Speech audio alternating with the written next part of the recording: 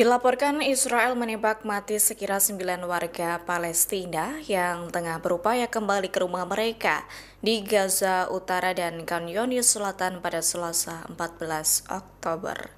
Serangan terbaru ini menjadi pelanggaran besar pertama sejak gencatan senjata Gaza yang ditengahi Amerika Serikat berlaku pada Jumat 10 Oktober. Diketahui jumlah korban tewas tersebut naik dari laporan sebelumnya yang menyebut ada 5 warga Palestina yang tewas terkena tembakan Israel. Saat kejadian berlangsung, Israel menggunakan pesawat tak berawak ke dalam penembakan.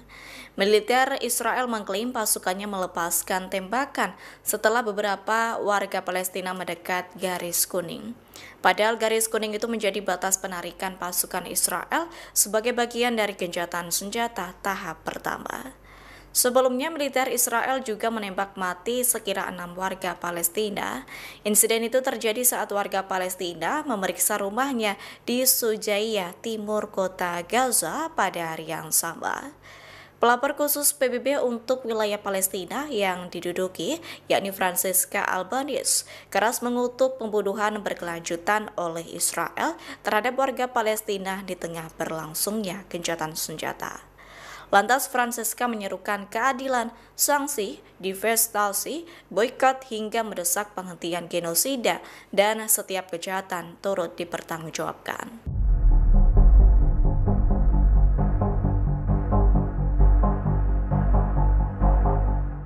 Dilaporkan Eropa, Kanada, Amerika Serikat, hingga sejumlah negara Arab bersiap mengucurkan dana fantastis untuk membangun kembali jalur Gaza setelah 2 tahun perang.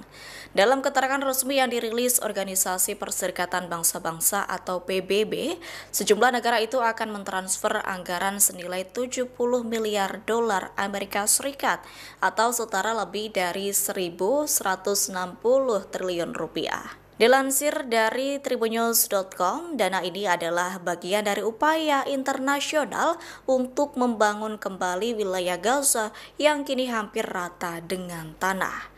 Menurut Jeko Chiliers, perwakilan program pembangunan PBB, rencananya dana bantuan internasional itu akan difokuskan untuk membangun infrastruktur vital.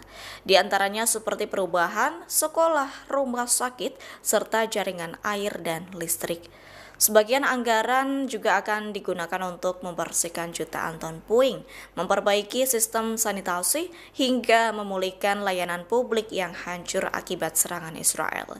Dilaporkan upaya ini tidak hanya bersifat darurat, namun juga menjadi bagian dari rencana pembangunan jangka panjang yang dirancang agar Gaza dapat berkembang secara berkelanjutan di masa depan.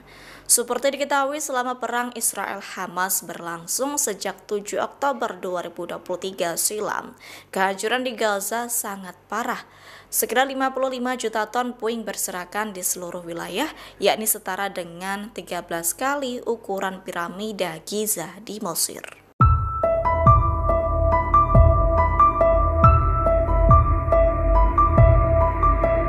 Israel kembali melakukan aksi curang terhadap gencatan senjata yang tengah berlangsung 5 hari di jalur Gaza.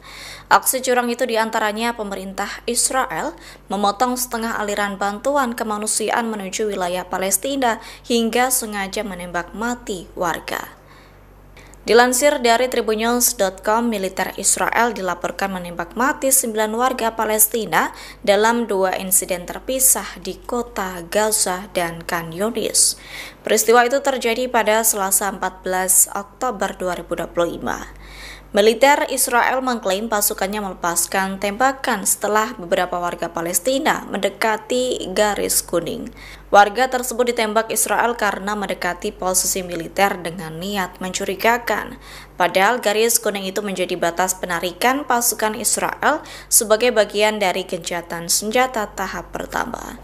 Sementara itu, dalam insiden lainnya, 5 orang tewas terkena drone saat mereka memeriksa rumah di distrik Sujaiyah, kota Gaza. Terkait hal itu, juru bicara Hamas, Hassam Qasim, mengecam tindakan Israel. Hassam menilai penembakan tersebut sebagai pelanggaran gencatan senjata. Hamas menuding Israel berusaha menghindari komitmen terhadap mediator internasional.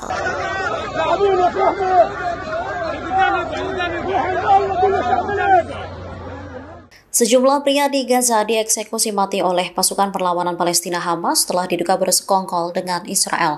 Eksekusi ini dilakukan di depan umum hingga disaksikan warga. Beginilah video detik-detik saat Hamas mengeksekusi 7 pria di depan umum. Mereka seluruhnya diseret ke dalam lingkaran orang-orang di kota Gaza. Mata para pria tersebut ditutup dengan kain, sementara tangannya diikat ke belakang.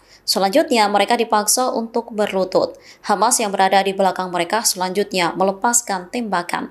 Sebuah sumber Hamas mengonfirmasi keaslian video tersebut. Diketahui, Hamas memperketat cengkraman mereka di Gaza pada 13 hingga 14 Oktober. Sedikitnya 33 orang telah dieksekusi di depan umum. Sumber keamanan Palestina mengonfirmasi adanya insiden ini. Mereka mengatakan puluhan orang tewas dalam bentrokan antara kelompok bersenjata Hamas dan pihak yang berseteru dalam beberapa hari terakhir.